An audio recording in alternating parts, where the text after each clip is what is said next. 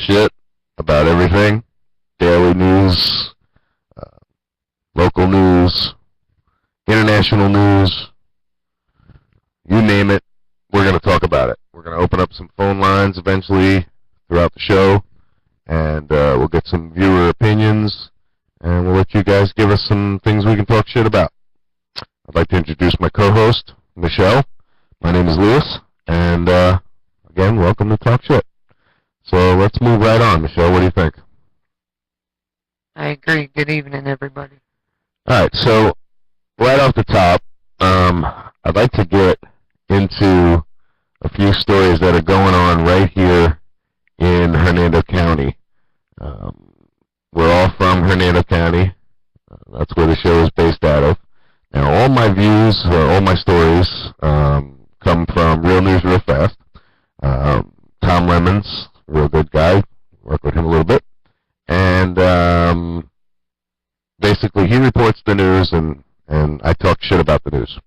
So, first off, I'd like to talk about, Michelle, I don't know what you think about this one. It's kind of funny to me.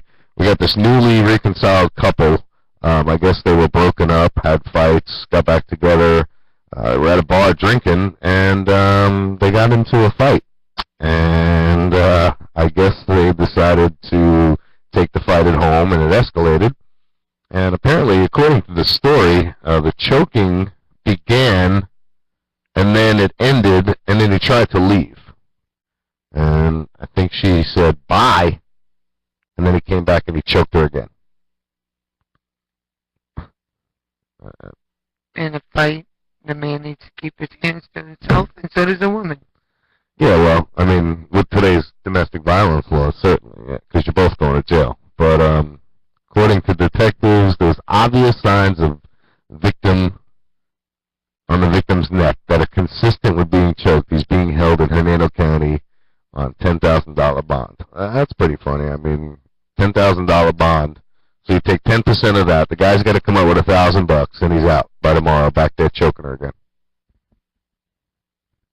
That's pretty safe, huh? Yeah, it's pretty good. Pretty good. I don't know. That's the world we live in. But I've been here in Hernando County since 1989. Michelle here has been here since 86. 86. Long time. Place has grown tremendously. All right, so on Saturday, check this one out. Here's a good one. This one hits a little home for you, Michelle. Wendy's robbers captured with their ransom notes still in the pocket. So apparently, according to this story, now this is a good one. Apparently, according to this story, we've got a man and a woman that decide that they're going to rob Wendy's. Okay? So the guy stands outside, and she goes inside. Now, she don't have a pen or a paper, or I'm assuming she don't have a pen. If she ain't got a paper, she ain't got a pen. And she asked the girl behind the desk for paper. She might have had a pen. Who knows? Anyway, she writes down on the piece of paper that this is a stick-up.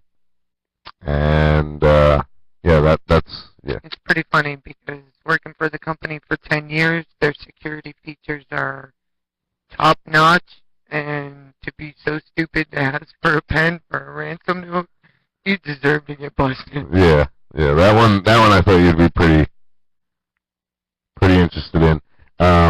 Canine, they brought the canines out. They had a helicopter out. All to catch these people. A helicopter. I don't know if you people know how much a helicopter costs, and I'm assuming, I don't know exact figures, but anywhere from $900 to $1,600 an hour to run it. And that's pilot, everything. So just to catch two scumbags over there in the Gulf Quarry is where they got caught. You know, with the ransom notes. Yeah, they still had the ransom note in their pocket. So that's. All right. So moving on. All right. So now we got one. This one I haven't done much reading on. So I'm going to kind of go over this with you, and this one really, this will tell you how much our county has changed. This will give you an idea of the type of county we now do live in. It's not that small little place anymore. We got one man charged with armed burglary. Yeah. Armed robbery. Anyway, another shot and killed. So, details begin to pour in around noon today, and this was posted about 9:53 yesterday. Again, Real News Real Fast is the source of the news, and according to information that Real News Real Fast has received, the Sheriff's Office deployed K-9 and air support again to the area to search for the suspects and the vehicle. Apparently it was out there by Lake Lindsay Road, Citrus County report. 2 men were caught stealing items from a porch at a residence on Flaverin Road. Do you believe this? Yes, I read about that story. And it was an old couple in the house, and the wife watched as they stole it. The husband went for his protection of his wife, and they caught them a couple blocks later. Yeah, and I'm trying to read through and see how the burglar was shot and killed by the victim. So the old man shot him. Well, all I got to tell you about that is, you don't know. Protect your home. Well, you don't know whose home you're breaking into, whether it's an old man or not. Excuse me. You know, I mean, how many people do you know, Michelle, that would defend their home, no matter what? Somebody broke into Kids or no kids, it doesn't oh matter. My goodness, forget about it. Only thing that I have. Yep. I mean, yeah, that's the only thing that, you know. Materialistically, that I would. Either way, you know, either way. All right, so I want to move on, and I got a friend of mine who's in the studio, and this next subject kind of touches home on him because this is the industry he's in. We've got a hijacking of a fuel tanker off of the Angola coast, Nigerian pirates in the Gulf of Guyana. So we're gonna go ahead and bring in my friend here, and he's a merchant mariner. This is what he does for a living, and I want to see what his opinion is on this, and see what he thinks, and just give his quick little opinion, because this is something, you know, this is something that he'll have to deal with. This is, you know, this is his job. This is what he does. Get his headphone on. How's it going, Mr. Louis Kennedy? How are you, Mr. Murray? Go ahead and talk into the microphone so we can hear you. Okie dokie. Yeah. All right. Well, so what do you think of this, Rick? I mean, honestly, I really haven't read much into it. I've read the first few lines, and basically that was all it took for me to pick it out and bring it up to you. So, I mean, what's your take on that, being that, you know, pretty soon you're going to be done with school, and you're going to be out there doing this, and that risk, you know, now, these days, it's a pretty high risk. oh yeah, definitely. I mean, as far as it goes, I mean, that's why our fucking gas prices are so high. If you think about it, I mean, you got Africans out there taking all the oil and gas, all these tankers, and they, first of all, we can't physically protect anything on that vessel. If we so much as lay his hand on them, we go to, you know, Nigerian prison. Or yeah, you guys aren't armed security guards. I mean, you're just tanker workers. We're just I mean, personnel. Yeah, that's it. Yeah, you're We're just crew members on the ship. Yeah. That's it. So for you guys to actually get invaded by pirates, you're at their mercy. Oh yeah, 110%. I mean, when it comes down to it, you know, and they got grappling hooks and RPGs and all this, and they board that ship, there's nothing we can do. We got to run and hide and call the Coast Guard, and you know, hopefully no one gets hurt in the process. But yeah, it's absolutely crazy. Like I said, I think that's why our gas prices are so high. Honestly, I agree with that. yeah, honestly, I don't think we get paid enough to do the job we do. If we were able to defend ourselves, it'd be something different. It'd be a totally different story. Yeah, sure. If you were able to defend your ship, if it came down to that situation, a life-threatening situation where you had to defend your ship, then that should be in place, because, like you said, you know, RPGs, AK-47s, I don't care who you are. You know, you stare down an RPG or AK-47, it's quite intimidating.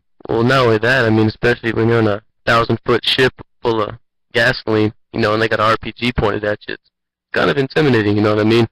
Yeah, that'll make your butt cheek pucker a little, I would imagine. Oh, yeah, 110%, 110%. Like, if you could blow them out of the water before they could have a chance to even board the ship, it would just help out tremendously. Right. Well, let's go into a little about what you've done so far. I mean, how far into your schooling are you? So far, I'm in phase 3 of my training. I got about, I want to say about another year left, and I'll be an AB on the ship. I'll be an AB watchstander. Very good, very good. And then at that point, that's when you'll be out there on the water, and you'll have to face the everyday dangers of piracy. Oh, I hate to say it, 2014, here we are dealing with piracy. Oh yeah, 110%. Oh yeah, like I said, we in school they teach us, they basically teach us how to hide good. You know what I mean, and the right procedures to I couldn't help. think of anything else to do at that point. Is just hide. Just hide, dude. Yeah. I mean, me personally, I'd be the first one to jump off the ship. I'm a pretty good swimmer, but I don't know, man.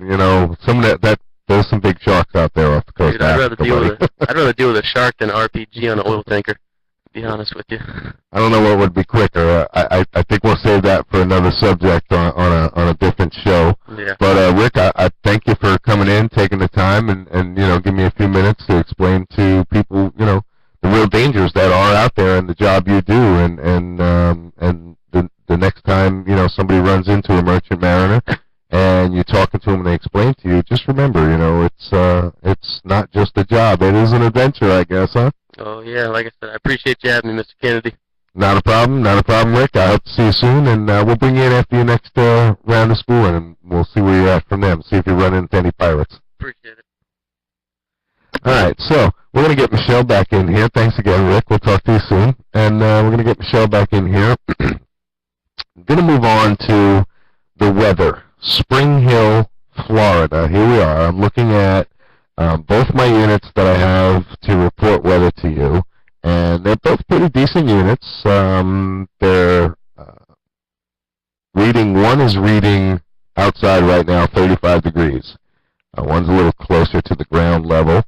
One's reading 31 degrees. Now, the one I feel is a little more accurate is 31 degrees. It's always been.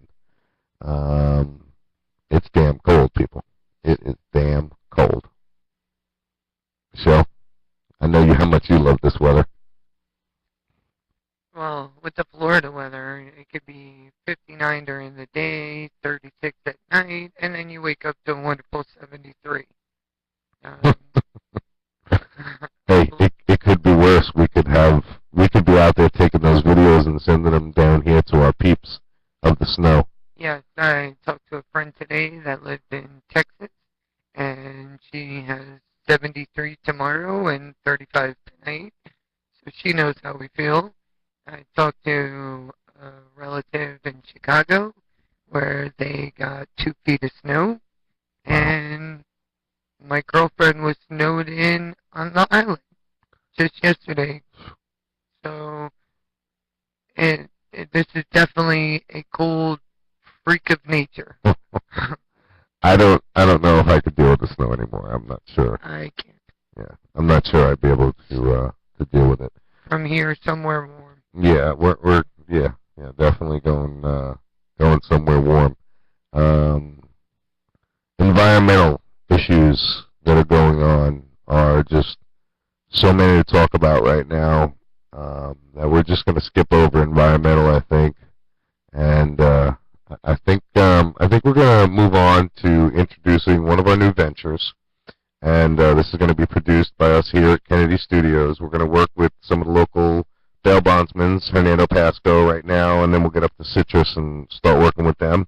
And we're going to produce a show called The Bounty Hunt. Now, what The Bounty Hunt is exactly that. We're going to try and feature, names, address, last known address, last known associates, things of that nature if people have skipped bail, and that are, a common threat to society. I mean, we're not talking, the common jamoke that missed his court date. Unfortunately, it's completely sad what happened in at the movie theater Yes. here in Florida. Tragic, very What's tragic. happening at the schools all over the place, including in our own schools in this county. You can't even go anywhere, and that's sad. Yeah, I agree. We will get back to that. It's unfortunate that we have all of this news to report, but, fortunately with this news, we have. On a positive note, I just want to send a shout out because I am Polish to the flight pilot that made a crash landing and no injuries were reported. He had absolutely no tires. Landing gear failed to come down. You showed me that. Yeah. And did you find out his name? Tadeusz Ronona. What she said. So shout out to Tadeusz. Teddy. Teddy, there you go. Shout out to Teddy, way to go. Everybody made it home safe in that flight. America has also said thank you to him and gave him an award, and so did the Polish president. Very good. So 100 lots. So anyway, back to the bounty hunt. Like I said, we're going to run them throughout the show. We'll give the callers all the information. You can either call us here at the studio, and we'll relay the information, or you'll be able to call the bondsman directly. I'd like to discuss something that myself very passionate about. I know, Michelle, you're very active about it, and that's medical cannabis. I've been doing a lot of research. I know a lot of people that medical cannabis is working and it's curing their cancers. Unfortunately, I've lost too many family members to cancer. I have the beginning stages of dementia, so you're a good candidate for medical cannabis. If Florida became a state, Florida, yeah, and they did a poll, and unfortunately, too many people are brainwashed. As far as I take 10 pills a day, and poison. It's killing me. It's poison. Yeah. It touches home to me as well. I lost my mother to lung, liver, and bone cancer. And if we had known then what we know now about the benefits of medical cannabis, then I'm not saying she'd still be alive, but I'm definitely saying her last few months would have been extended, and she would have lived them, I think, a little happier. And one thing everybody needs to remember that so many people like Morgan & Morgan, his family members had helped. These are lawyers. The president, and yes, I do believe it needs to be regulated like alcohol. Well, didn't you mention something about the president to me about a poll or something? He started himself? No, he said that marijuana is not as dangerous as alcohol, and people are starting petitions to take it off of the DEA Schedule 1 drug. It shouldn't be. I mean, you know some alcoholics, Michelle.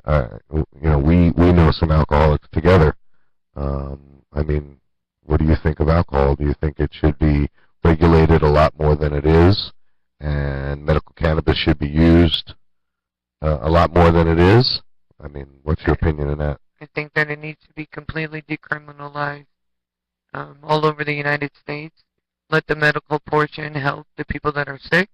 And as far as the criminal side, I know people that a very close friend of mine was killed 25 years ago, and the person that killed him was drunk, under the influence, and he served 2 months in jail and 6 months on probation. Meanwhile, there's a gentleman who is serving 97 years because he was growing medical marijuana. He's now 67 years old, and they won't release him. It makes no sense to me. I have a follower on one of my Facebook pages, this gentleman, Ed. I won't say his last name, but excuse me, he was in a motorcycle crash, and I mean, he was brain dead, completely and utterly brain dead. He was dead. Ed was no more Ed. Medical cannabis brought this man back to the point where now, I mean, he's actively involved in a lot of things on Facebook. Can type with some sort of legible ability. I mean, it's just amazing. The benefits. People, do your research. That's all I'm saying. The internet can explain so much more. Look up Charlotte's Web and what it's doing for children, our kids. If that was the only thing to save your daughter or your son to live just one more day, to be able to talk, to be able to feed themselves, and you're going to take it away from these kids? No, I agree with you there. All right, so we'll save some more of that for next time. I know we got a lot to go over there. And at this time, I'd just like to thank everybody and anybody who might have watched this pilot. We'd like to thank Ricky for taking the time and coming in and sitting down and talking to us about some of the headlines that we've got going on. And, we hope to bring you some more broadcasts. Definitely going to open up the phone lines in the future. We'll be able to give you guys a chance to go on our Facebook page, which is, oops, I should have that up. It is www.facebook.com/TalkShitTV Show. You'll be able to post some comments on there and tell us what you think. We'll touch on those subjects. Anything you want us to talk about, we'll try and talk shit about. Again, I'd like to thank Michelle, our host, our co-host, and I'd like to thank Ricky and everybody. You have a great night. Be safe. Be careful. And till next time, we'll talk shit. Good night.